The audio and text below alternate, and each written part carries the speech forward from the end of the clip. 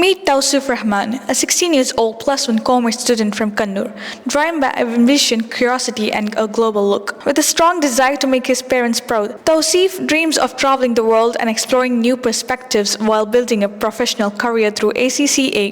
Supported by his parents, Tawfiq and Fariza, he represents a generation that values growth, responsibility, and forward thinking. Through his talk, The Power of Innovation and Entrepreneurship, Thouseef reflects on how creative ideas and entrepreneurial thinking can shape individual success and collective progress. It was an evening.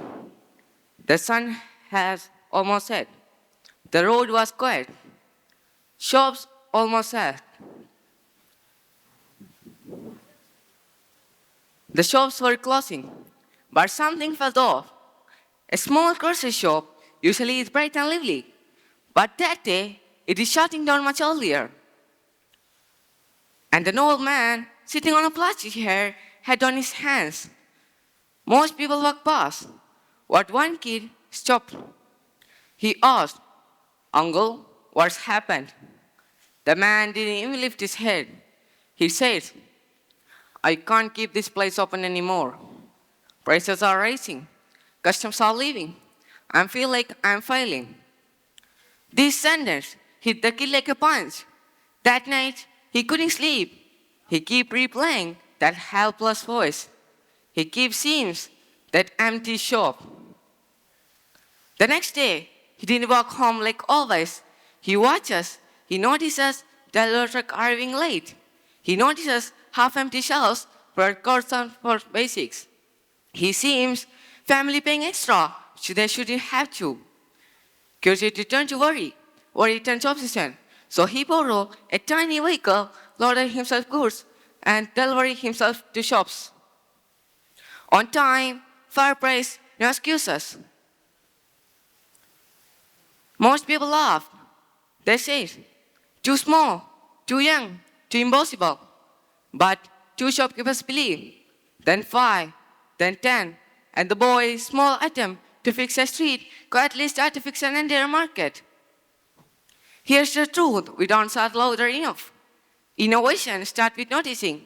Not genius, not tech, not money, not having an idea, but noticing.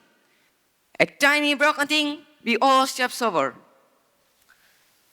We think innovators are born with lightning in their heads, but actually they are born with open eyes. They see what other ignores. They stop where other walk past. Entrepreneurship is a courage in motion. Not fancy offices, not investigators, no super police plans. Try while you feel ready. Try while you feel qualified. Try while people laugh at you. In 2025, you don't need a factory. You just need a mobile phone, an internet, and a stubborn courage. We think innovators are chasing money, but they are chasing a problem which they cannot ignore. The greatest innovations come from compassion, not ego, not spotlight, but compassion. Let me ask you a question. What one problem you walk past this week? One problem you wish to be easier? One problem you complain about? What if you don't walk it next time? What if you stop it, look closer, ask a question, and took one small step? Innovation is not a magic. Entrepreneurship is not a title. They are the muscles the world begs us to flex them. The next billion-dollar idea wouldn't come from a big city. It comes from someone who pays attention to their neighborhoods. Someone who listens deeply. Someone who cares enough to act. So today, I'm not asking you to dream bigger. I'm asking you to notice better, act sooner, care deeper, fail faster, try again louder. Because the world doesn't need more specters. It needs builders, creators, problem solvers, and entrepreneurship of care and compassion. And maybe, just maybe, the next moment that changes millions of lives starts with you refusing to walk past one small problem. Notice, act, build, repeat.